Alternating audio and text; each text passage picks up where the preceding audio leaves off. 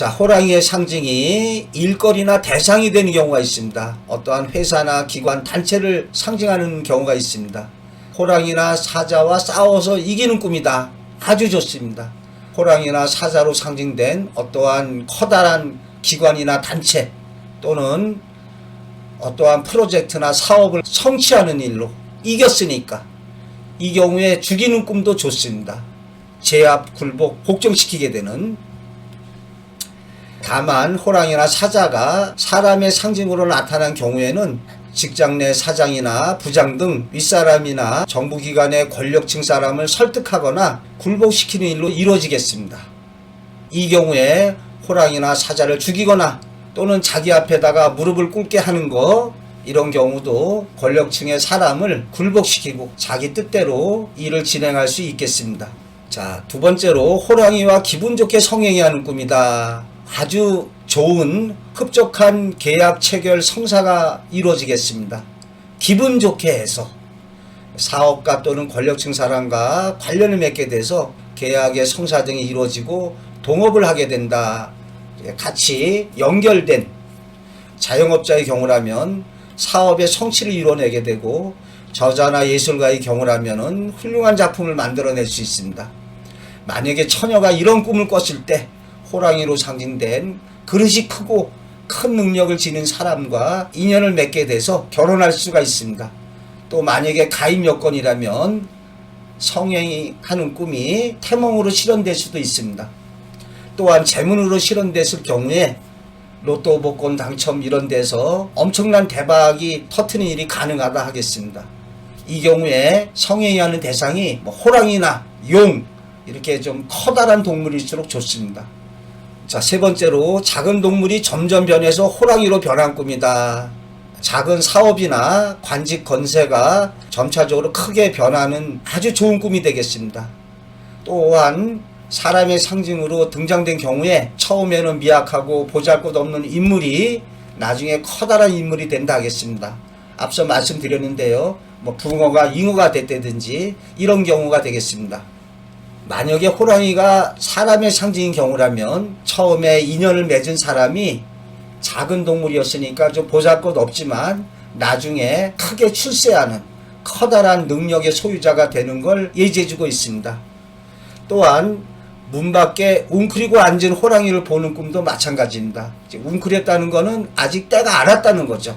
그래서 현재 큰 뜻을 펼치지 못하지만은 이제 언젠가 큰 능력을 발휘할 것을 보여주고 있습니다.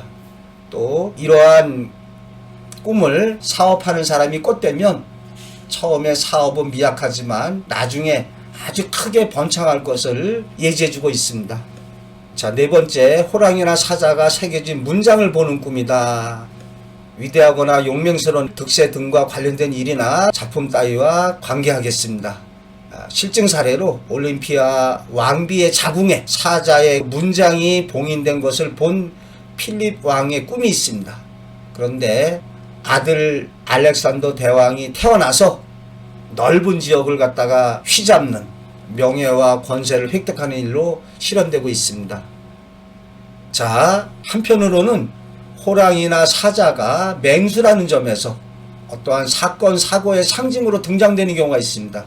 그래서 호랑이나 사자의 아주 울음소리를 듣는 꿈이다. 이 경우에 사회적으로 선풍적인 일이나 커다란 변혁 등이 일어남을 보게 된다. 예를 들어서 인기 가수 싸이와 친분이 있던 사람이 이런 꿈을 대신 꿔줄 수 있습니다. 아주 이런 큰 호랑이나 사자가 포효하는 꿈을 꿨는데 그 싸이의 강남 스타일이 엄청난 대박을 터뜨려가지고 인기를 갖다가 누리게 될 것을 이렇게 호랑이가 포효하는 꿈으로 예지해주고 있습니다. 바로 그 호랑이가 싸이가 되는 거죠. 우리가 왜 축구 경기 보다 보면 어느 선수가 샥 해갖고 축구에서 그냥 골을 갖다가 탁 넣으면은 넣고 나서 어떻습니까? 으악 하고서는 그냥 아주 그 포효를 하죠. 내가 이 골을 넣었어! 아주 이런 식의 사자나 호랑이의 표효가 엄청날수록 큰 자신의 영향력을 널리 펼치는 것을 상징하고 있습니다. 자, 그런데 그 호랑이나 사자의 울음소리가 아주 비통하게 들렸다 이랬을 경우에 이러한 호랑이나 사자로 상징된 어떤 커다란 인물의 몰락을 보게 되거나 안 좋게는 사회적 환란이나 어떠한 IMF라든지 뭐 이런 경제적 위기, 뭐 코로나 이런 사태가 닥쳐온다든지 이러한 안 좋은 일이 다가올 것을 예지해 주고 있습니다. 만약에 가입 여건에서 이러한 동물들의 비통한 울음소리를 듣는 꿈이었다면 유산 등으로 실현될 수가 있습니다. 자, 두 번째로 호랑이가 가축을 물어가는 꿈이다. 꿈입니다. 호랑이로 상징된 외부적인 위협이라든지 외부적인 어떤 환란이나 어떠한 급변하는 정세에 의해서 회사나 기관 단체의 설비 시설 등에 문제가 발생해서 재물의 손실이 있게 됩니다. 또한 가축으로 상징된 어떤 자신의 부하 직원이 교통사고나 병으로 인해서 이상이 있게 돼서 직장을 그만두게 되거나 잘못되는 일로 실현되겠습니다. 또 돌아가는 꿈이었다면 회사 직원이 타 회사로 전직하게 되는 것도 가능하죠. 호랑이로 상징된 더 큰 회사로 자리를 옮기게 됩니다. 또 만약에 애인이 있는 사람이었다면 맹수, 호랑이나 사자가 물어가는 꿈이었다면 호랑이나 사자로 상징된 권세 있고 능력 있는 사람에게 애인을 빼앗기는, 애인이 떠나가는 일로 실현된다 하겠습니다. 제가 상담하다 보니까 살아가는 여인이 있는데 여인이 다른 남자하고 사귀고 있습니다. 어떻게 해야 될까요? 근데 그 당시에 상담하던 분이 이렇게 고시 공부를 하고 있었습니다. 그래서 제가 그랬습니다. 당신이 보다 능력 있는 사람이 돼야 된다. 비유하자면 지금 당신의 능력은 강아지밖에 안 된다. 열심히 노력해서 고시에 합격하면 강아지에서 호랑이나 사자가 되는 거죠. 자, 세 번째, 한 마리의 표범이 호랑이의 꼬리를 물어뜯는 꿈이다. 고구려 태조대왕의 꿈으로서 이런 꿈을 꾸고 해몽을 해보니까 표범은 호랑이하고 동류다.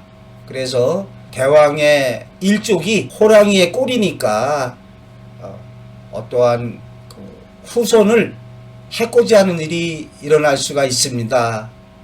그러면서 태조대왕의 아우였던 수성을 경계하라고 그러죠. 그런데 태조대왕이 이제 나이가 많아서 그 아우에게 왕위를 물려줬는데 그의 아우가 왕위에 올라서 꿈의 예지대로 형의 두 아들을 죽이는 일로 실현되고 있습니다. 삼국 사기에 나오는 얘기가 되겠습니다.